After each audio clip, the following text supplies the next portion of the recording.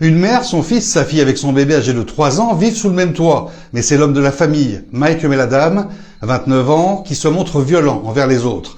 Vis-à-vis de sa sœur, à qui il reproche de ne pas bien élever son enfant en bas âge, je l'ai frappé pour la corriger car elle s'occupe mal de son fils. Elle sort tout le temps, avoue-t-il à la barre.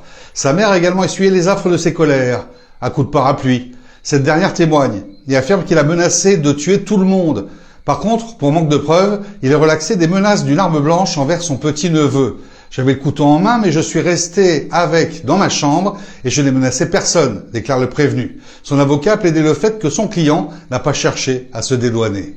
Sur le fait que mon client n'ait pas essayé de se dédouaner, ce que je veux dire par là, c'est que, comme la procédure l'a montré, ses auditions et comme ce qu'il a dit à la barre, il n'a pas tenté de nier les faits. Lui, il a parfaitement reconnu qu'il a effectivement commis des actes violents. Ce qu'on a essayé de faire entendre, c'est l'explication qu'il a voulu apporter à ces faits-là, faire comprendre à la juridiction pourquoi on est arrivé là et qu'est-ce qui justifie qu'on passe à des actes violents. Des faits contre sa sœur, notamment, contre sa mère, les faits contre son neveu, âgé de 3 ans, 2 ou 3 ans, eux n'ont pas été retenus.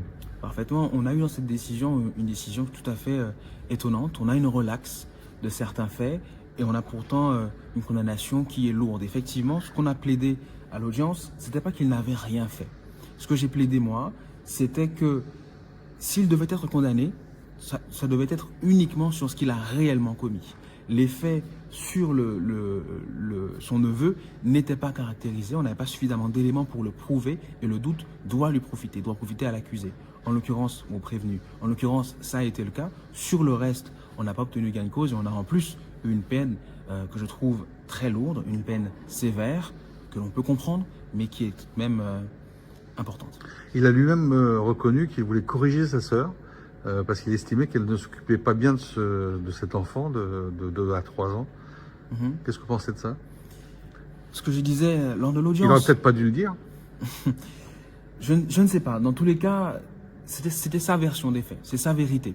Lui, il a estimé qu'il y avait dans cette situation quelque chose de dangereux pour son neveu, alors qu'il a tenté de faire ce qu'il pouvait pour lui. Il l'a mal fait, il n'a pas été correct, il a manqué de correction. On pourra dire ce qu'on voudra effectivement sur ce qu'il a commis comme fait. Néanmoins, son intention, et c'est ce qu'on a plaidé, son intention n'était pas de faire à mal, c'était de protéger son neveu. Et sa maman non plus n'a pas été tendre avec lui. Effectivement, mais néanmoins sur le témoignage de la mère, on a tout à fait reconnu dans le cadre de la procédure qu'il était parfaitement incohérent avec celui de sa fille et c'est la raison pour laquelle on a obtenu une relaxe sur certains faits. Alors je demande pourquoi pas sur les autres. Oui, c'est ça. Donc en fait, en gros, ce jugement, même si on ne peut pas le commenter, vous ne le comprenez pas forcément, puisqu'il a été aggravé de 2 mois supplémentaires au lieu de 10 mois requis, de prison ferme bien sûr. C'est 1 an ferme et des travaux d'intérêt général. Tout à fait, avec mandat de dépôt, ce qui veut dire que monsieur dormira ce soir en prison. C'est une décision, je ne dirais pas qu'elle est incompréhensible, qu'elle est parfaitement injuste. Je dirais que je la trouve particulièrement sévère, d'autant qu'on a une relaxe sur certains faits et pourtant on a quand même une peine qui est extrêmement lourde dans ce type de cas. Donc je ne sais pas si mon client aujourd'hui fera appel ou pas de ces faits-là. On le verra dans les prochains jours. Malgré l'abandon de certaines poursuites, les juges sont allés quelque peu au-delà des réquisitions en condamnant le prévenu à 1 an d'emprisonnement ferme, assorti d'un mandat de dépôt, 6 mois avec sursis et 240 heures de travail d'intérêt général.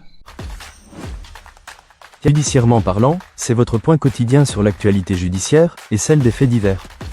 Richard Garnier vous guide à travers les dernières affaires qui font l'actualité en Guadeloupe.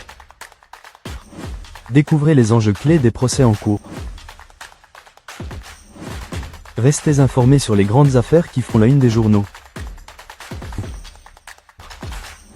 Retrouvez les interviews des acteurs de la justice, les avocats, les procureurs et même les enquêteurs. Rejoignez-nous chaque jour pour ne rien manquer de l'actualité judiciaire guadeloupéenne. Judiciairement parlant, c'est quotidiennement sur MyTV Caraïbes avec Richard Garnier.